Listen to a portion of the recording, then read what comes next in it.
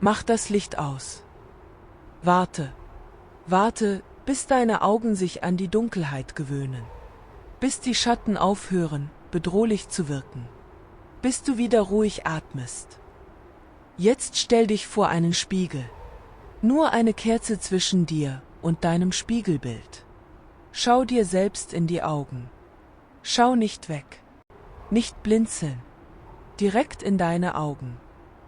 Und dann? Sag ihren Namen. Einmal. Zweimal. Dreimal. Bloody Mary. Was passiert als nächstes? Seit Generationen erzählen sich Kinder und Jugendliche auf der ganzen Welt dieselbe Geschichte. Wenn du ihren Namen oft genug rufst, erscheint sie. Im Spiegel. Hinter dir oder anstelle deines eigenen Gesichts. Aber wer oder was ist sie wirklich? Ist sie ein Geist, eine historische Figur oder nur eine urbane Legende? Oder ist sie etwas, das tiefer geht, als wir jemals vermuten würden? Willkommen bei Nachtlegenden. Heute öffnen wir den Spiegel. Fangen wir mit dem an, was fast jeder kennt. Dem Ritual selbst. Es ist bemerkenswert einfach. Und vielleicht ist genau das der Grund, warum es so wirkungsvoll ist. Ein dunkler Raum. Am besten ein Badezimmer oder ein Schlafzimmer mit großem Spiegel. Mitternacht. Zumindest sagen das manche. Andere sagen, die Tageszeit spielt keine Rolle, nur die Dunkelheit zählt. Eine einzelne Kerze. Kein elektrisches Licht.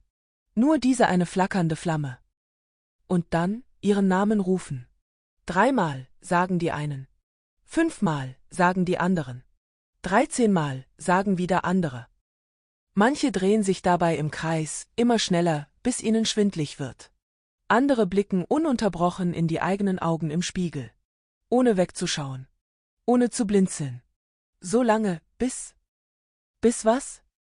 Das ist der Teil, bei dem die Geschichten auseinandergehen. Manche sagen, sie erscheint hinter dir. Eine Gestalt, die du im Spiegel siehst, aber wenn du dich umdrehst, ist niemand da. Andere sagen, sie ersetzt dein Spiegelbild. Dein eigenes Gesicht verschwindet und an seiner Stelle blickt etwas anderes zurück. Wieder andere sagen, sie kratzt. Von innen, gegen das Glas. Als ob der Spiegel eine Tür wäre und sie auf der anderen Seite wartet. Varianten dieses Rituals existieren weltweit. In Amerika. In England. In Deutschland. In Japan. In Australien. Die Details ändern sich. Die Sprache ändert sich. Die Anzahl der Rufe ändert sich. Aber das Grundprinzip bleibt immer gleich. Ein Mensch. Ein Spiegel. Ein Name. Und die Frage, was passiert, wenn ich rufe? Um zu verstehen, warum dieses Ritual funktioniert, warum es Menschen seit Generationen fasziniert und erschreckt, müssen wir zunächst verstehen, welche Rolle Spiegel in der Geschichte der Menschheit gespielt haben. Denn Spiegel sind nicht einfach nur Glas und Metall. Sie waren und sind in vielen Kulturen bis heute etwas anderes. Und zwar Übergangsräume. In der Antike galten reflektierende Oberflächen als Verbindungen zwischen den Welten. Zwischen der Welt der Lebenden und der Welt der Toten. Wasseroberflächen, poliertes Metall, Kristalle und später Glas. All das waren Oberflächen, durch die man hindurchblicken konnte. Nicht nur in die Realität, sondern in das, was dahinter lag. Im Mittelalter war der Glaube weit verbreitet, dass Spiegel Seelen einfangen.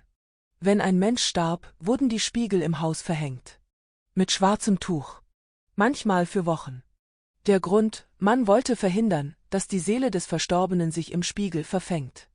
Dass sie nicht weiterziehen kann, sondern für immer im Glas gefangen bleibt. Im 18. und 19. Jahrhundert führten junge Frauen Rituale vor Spiegeln durch. Beim Schein einer Kerze. In der Dunkelheit.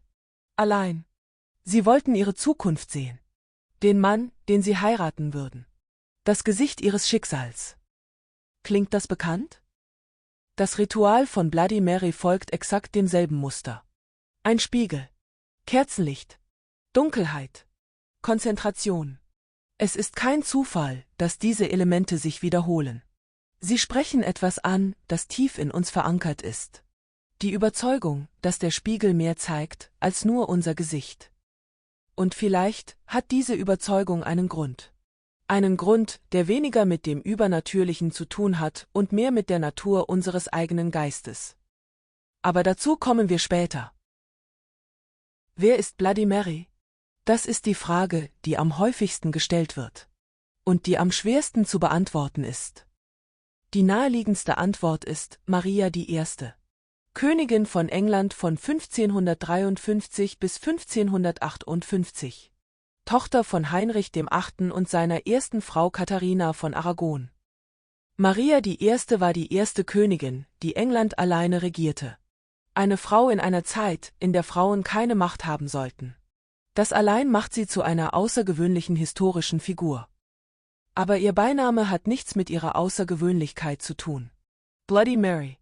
Die blutige Maria. Dieser Name stammt aus ihrer Religionspolitik. Maria war streng katholisch. Ihr Vater Heinrich hatte England zum Protestantismus geführt, hatte mit der Kirche von Rom gebrochen, hatte die Klöster aufgelöst. Maria wollte das rückgängig machen. Sie wollte England zurück in den Schoß der katholischen Kirche führen. Und dafür war sie bereit, einen hohen Preis zu zahlen. Unter ihrer Herrschaft wurden über 300 protestantische Gläubige hingerichtet. Verbrannt. Auf dem Scheiterhaufen. Öffentlich. Als Warnung. Als Zeichen. Das war grausam. Das war brutal. Aber es entsprach den Maßstäben des 16. Jahrhunderts. Protestantische Herrscher töteten Katholiken. Katholische Herrscher töteten Protestanten. Geschichte ist selten einfach. Trotzdem blieb ihr Beiname Bloody Mary. Und irgendwann verband sich dieser Name mit dem Spiegel, mit dem Ritual, mit dem Ruf in die Dunkelheit. Aber seit wann genau und warum? Das ist schwerer zu sagen. Denn es gibt keine direkten historischen Belege dafür, dass das Spiegelritual mit Maria I. begann. Keine zeitgenössischen Quellen. Keine direkten Verbindungen. Andere Theorien nennen andere Figuren. Eine hingerichtete Hexe, deren Geist Rache sucht. Eine Frau, die in einem Spiegel zu Tode kam oder die ihr Gesicht verlor oder die von jemandem verraten wurde, dem sie vertraute. Eine namenlose Erscheinung, die sich irgendwann mit dem Namen einer historischen Königin verband. Und dann gibt es die Theorie, die vielleicht die ehrlichste ist. Bloody Mary ist niemand. Sie ist kein Geist einer bestimmten Person. Sie ist ein Archetyp. Ein Urbild. Das Bild der rächenden Frau. Der leidenden Frau. Der Frau, die nicht vergessen wird.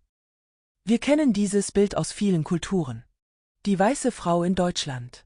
La Llorona in Lateinamerika. Die Irai in Japan. Sie alle teilen dasselbe Grundmuster.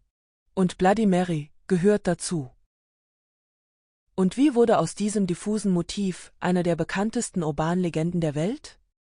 Die Antwort liegt im 20. Jahrhundert. Genauer gesagt, in den Schulhöfen, Partykellern und Schlafzimmern Amerikas der Nachkriegszeit. In den 1950er und 1960er Jahren taucht das Ritual in amerikanischen Jugendmagazinen auf. Als Mutprobe. Als Spiel. Als Gruselritual für Übernachtungspartys. Pyjama-Partys. 10, 12 Mädchen in einem Zimmer. Kichernd, ängstlich, aufgedreht. Bis jemand sagt, ich kenne ein Ritual. Und alle wollen es ausprobieren. Von dort aus verbreitet sich die Geschichte. Über Generationen. Über Kontinente. Über Sprachgrenzen. Jedes Kind, das die Geschichte hört, erzählt sie weiter. Verändert ein Detail. Fügt etwas hinzu. Lässt etwas weg. Das ist das Wesen einer Urban Legend. Sie gehört niemandem. Und gleichzeitig gehört sie allen. Es gibt keine Originalquelle. Kein erstes Buch, das die Geschichte so erzählt. Es gibt nur die Geschichte selbst. Die sich wie ein Virus verbreitet. Die sich anpasst. Die variiert. Aber deren Kern unverändert bleibt. Ein Spiegel, ein Name, eine Angst. Interessant ist, was Jan Harold Brunvand, ein Folklorist, also ein Wissenschaftler, der sich mit Volksüberlieferungen beschäftigt, bereits in den 1980er Jahren feststellte. Für urbane Legenden ist es charakteristisch, dass fast jeder sie kennt, aber kaum jemand erklären kann, woher sie stammt. Kennt jemand Bloody Mary? Ja, fast alle. Woher kommt Bloody Mary? Stille. Das ist kein Zufall. Das ist das Merkmal einer wirklich mächtigen Legende. Sie existiert, weil wir sie glauben. Nicht, weil jemand sie erfunden hat. Und jetzt kommen wir zum vielleicht nüchternsten Teil dieses Themas. Was passiert wirklich, wenn du vor einem Spiegel stehst? Wenn du lange genug starrst? Lass mich dir von einem Phänomen erzählen. Es nennt sich der Troxler-Effekt, benannt nach dem Schweizer Philosophen Ignaz Paul Vital Troxler, der dieses Phänomen im frühen 19. Jahrhundert beschrieb. Der Troxler-Effekt beschreibt Folgendes: Wenn du einen Punkt lange genug fixierst, beginnt dein Gehirn die Informationen um diesen Punkt herum zu ignorieren. Dein Sehsystem ermüdet. Es reduziert Reize, die gleichbleibend sind. Und was passiert dann? Die Umgebung beginnt zu verschwimmen, zu verblassen, zu verschwinden. Jetzt übertrage das auf einen Spiegel. Du starrst in deine eigenen Augen. Reglos. Unerbittlich. Dein Gehirn verarbeitet das Bild. Aber nach einer Weile beginnt es, Details zu ergänzen. Details zu verändern. Die Konturen deines Gesichts weichen auf. Die Augen wirken dunkler, tiefer, fremder. Dein Mund scheint eine andere Form zu haben. Deine Haut wirkt anders. Und dann, in einem Moment, siehst du jemand anderen. Nicht dich. Jemand anderen. Das ist keine Halluzination. Das ist keine Einbildung. Das ist Neurologie. Die Wissenschaft des Gehirns. Dein Sehsystem macht buchstäblich das, wofür es gebaut wurde, es sucht Muster und ergänzt fehlende Informationen. Es erschafft ein kohärentes Bild aus unvollständigen Daten. Aber in diesem Fall erschafft es etwas, das nicht da ist. Und jetzt füge zu diesem Phänomen noch 3 weitere Faktoren hinzu. Erstens, Erwartung. Du weißt, was passieren soll. Du hast die Geschichte gehört. Du erwartest, etwas zu sehen. Und Erwartung ist eines der mächtigsten Werkzeuge des menschlichen Gehirns. Was wir erwarten zu sehen, sehen wir oft auch. Zweitens, Angst. Dein Herzschlag ist erhöht. Deine Sinne sind geschärft. Dein Gehirn ist in einem Zustand erhöhter Wachsamkeit. In diesem Zustand reagierst du auf kleinste Reize. Ein Flackern der Kerze. Ein Schatten an der Wand. Ein Laut aus der Dunkelheit. Alles wird größer, bedeutsamer, bedrohlicher. Und drittens, sozialer Druck. Du machst das nicht allein. Du machst es mit Freunden. Die flüstern, die kichern, die schreien, wenn der Wind durch ein Fenster pfeift. Diese Energie überträgt sich. Sie verstärkt die Erwartung. Sie verstärkt die Angst. Erwartung, Angst, sozialer Druck, Troxler-Effekt. Das zusammen ist ein perfekter Nährboden. Nicht für einen Geist, sondern für eine Erfahrung. Eine Erfahrung, die sich so real anfühlt, dass sie real ist. Zumindest in dem Moment. Bloody Mary funktioniert. Das ist eine Tatsache. Nicht im übernatürlichen Sinne, sondern in einem anderen Sinne. Sie erzeugt Angst. Echte Angst. In echten Menschen. Immer wieder. Warum?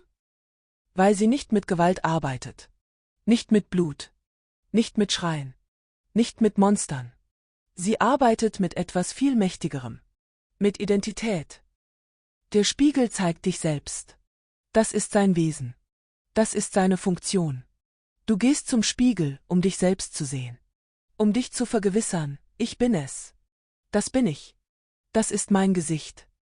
Aber beim Bloody Mary Ritual versagt der Spiegel in dieser Funktion.